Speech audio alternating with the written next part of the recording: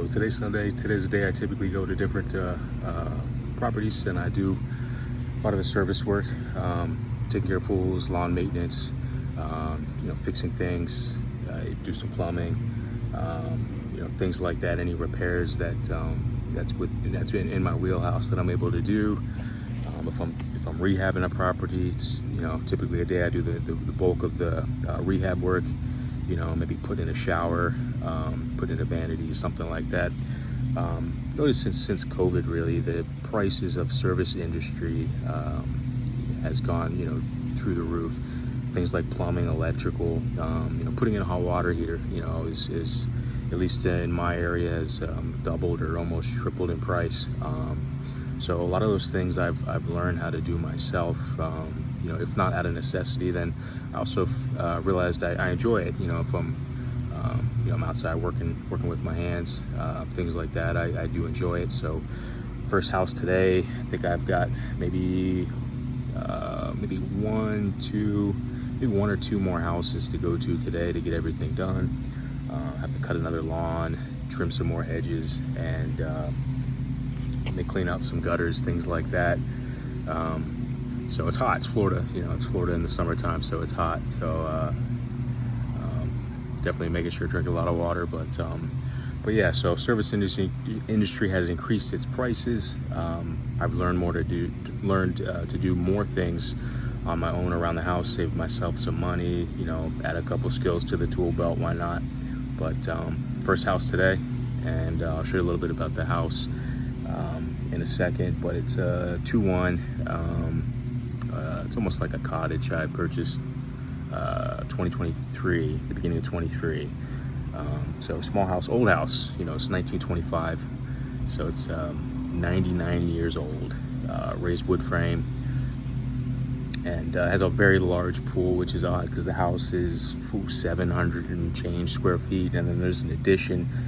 It's got a wall unit, so they did not include that in the square footage, but it adds, I don't know, maybe another 50 square feet, so you're looking at maybe 8.25 in terms of the square footage. But it's older. Did a lot to the house last year. Was living in it. Did new shower, cleaned up the pool. Pool was not functional. New pool pump, new washer dryer, new water heater.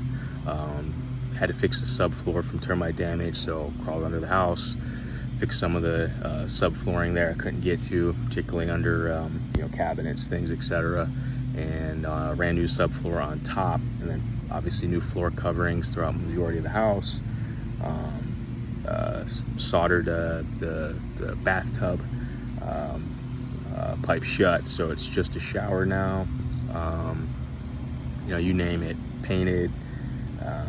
Ran a new gas line, new gas stove, all new appliances. Actually got them all secondhand, put them in myself.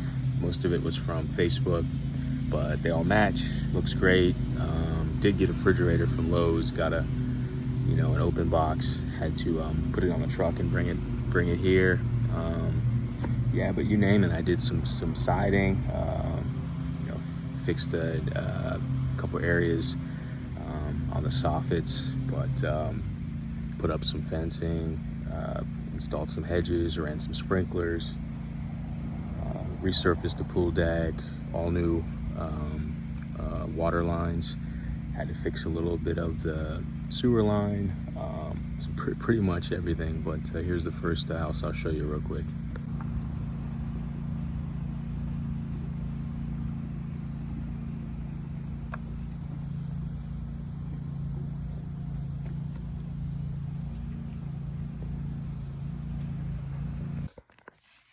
So finished at another property. This property is about an hour away.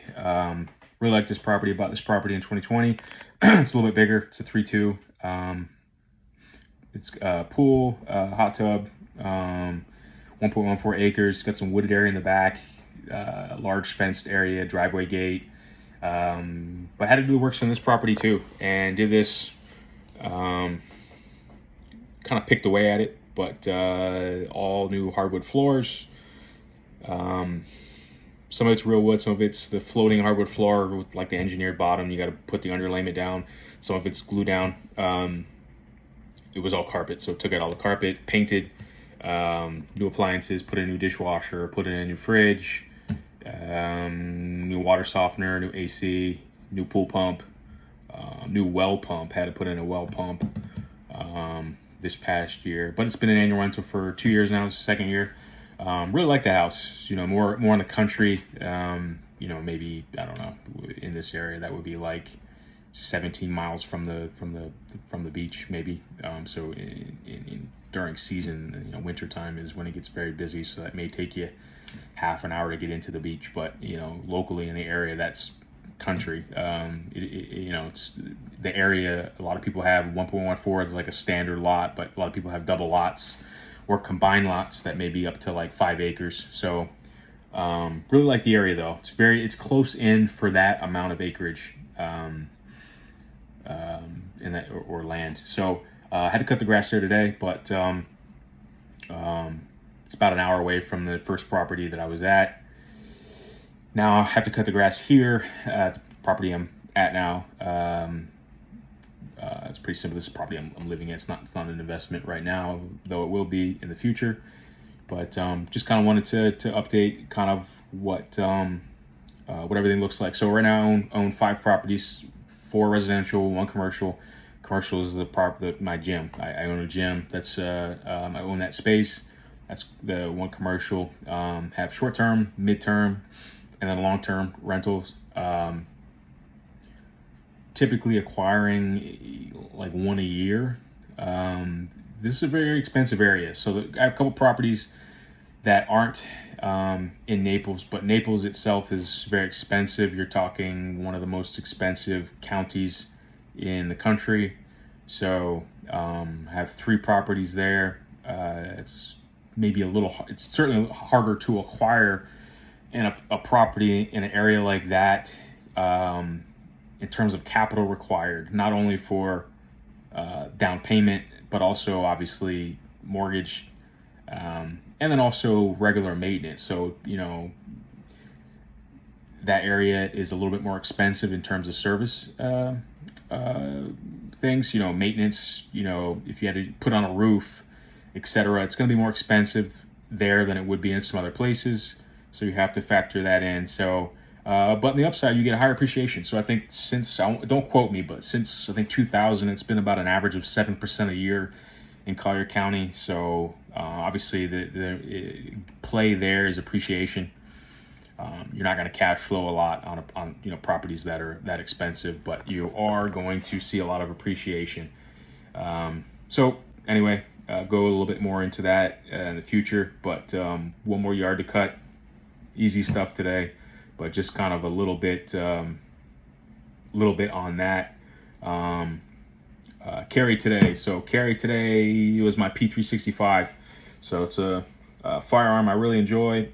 It's I think it's maybe 3.25 inch barrel. Maybe it might be a 3-inch barrel. So small firearm, but capacity's good. I got the pack one. That's the tactical edition. So I'll get like 12 round mag with it, plus 1 in the chamber. So I'm looking at 13 with a 3-inch barrel. Personally, I have the Coyote edition. Really like that firearm though. So that was my carry today. Typically, I'll use a smaller firearm if I have a lot of physical stuff I have to do. So for me, that's cutting the grass. I had to reprime a pump today. I'm having an issue with this pool pump, so I had to clean out the filter and had to reprime it and check some of the pipes, make sure they weren't leaking. Took me a while to prime it. It's an older pool. I think the pipes are interesting. They're a little bit higher. I'm not sure why they're so high. I had to put the pump on a concrete slab that's elevated, just typically because flood zone in the area. Make sure I don't get any water and ruin the pump. So it is higher. So I'm assuming that's why the piping is higher. It's a pain in the butt though. It's kind of brittle. The PVC in the sun gets brittle. You get some leaking. Anyway, I got it primed. But so carrying the P365 today. It's a great firearm. But it's just a little bit about kind of the day-to-day on a Sunday that I typically do.